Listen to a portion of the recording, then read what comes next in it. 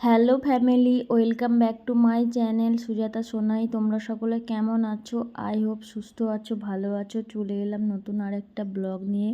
তোমাদের সকলকে জানাই অনেকটা ওয়েলকাম। আর এখন বাজে প্রায় 10টার মতো, তো অনেকটা রাত হয়ে গেছে। দেখতেই পাচ্ছ চারিদিকে সবাই শুয়েই পড়েছে ধরতে গেলে। আর এখন কিন্তু আমরা হঠাৎ করে বেরিয়েছি। এখন কোথায় যাচ্ছি সেটা তোমাদেরকে দেখাবো।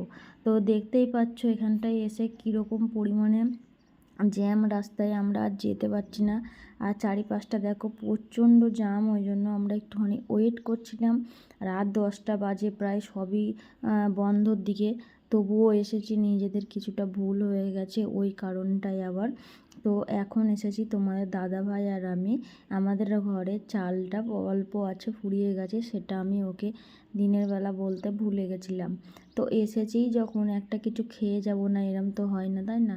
তাই জন্য কিন্তু দেখো মাম্মামকে এখানে কেক, যে পিস কেকগুলো পাওয়া যায়, ওখান থেকেই মাম্মামকে কেকটা কিনে দিয়েছি। মাম্মাম এখন খেতে শুরু করে দিয়েছে। আর আমি ভাবছি পানিপুরি খাবো।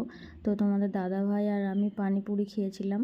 আর ওইদিকে দেখতে পাচ্ছ তোমাদের দাদাভাই ওই যে কেকটা নিয়েছিলাম ওটারই বিল পে করছে। আর ডোনা বলছে কেকটা খুব সুন্দর নাকি। আর যদিও আমি এইসব খাই না, তবুও দেখে মনে হচ্ছে ভালোই।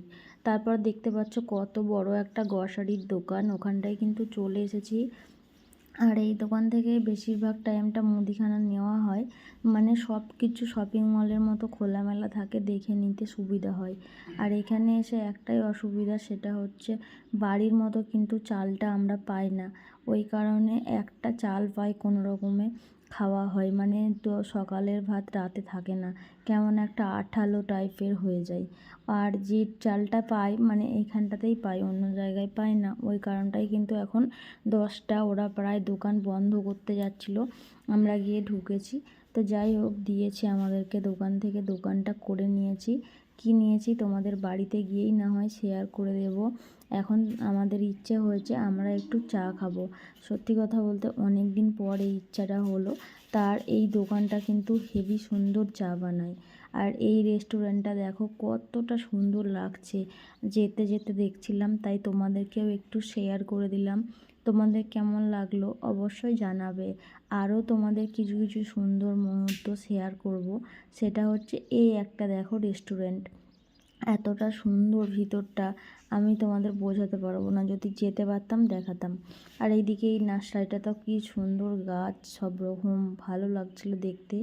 আর এই যে আর একটা লাস্ট হচ্ছে এই রেস্টুরেন্টটা, ভিতরটা এতটা দারুণ এক্সক্লুসিভ, ভিতরে সব দেখা যাচ্ছে বাইরে, আর খুব ভালো লাগছিল।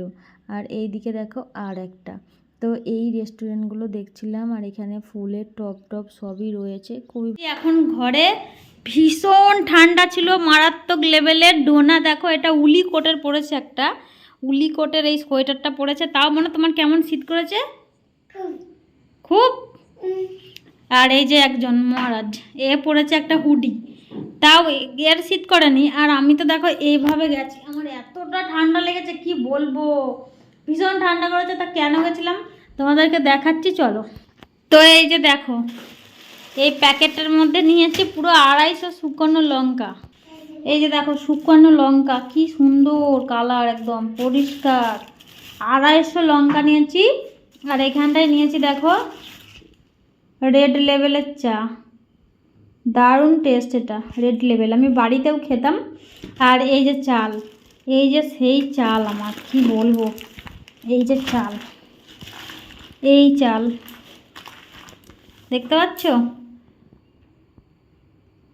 আর এই যে এখানটায় দেখো যা বাসন টাসন ধুয়ে রেখে দিয়েছি। আর এইটার মধ্যে আছে, তো চিকেন নিয়েছিলাম, রান্না করেছিলাম রাতের বেলা। আর ভিডিওটা বেশি বড় করব না, দেখো চিকেন চিকেন।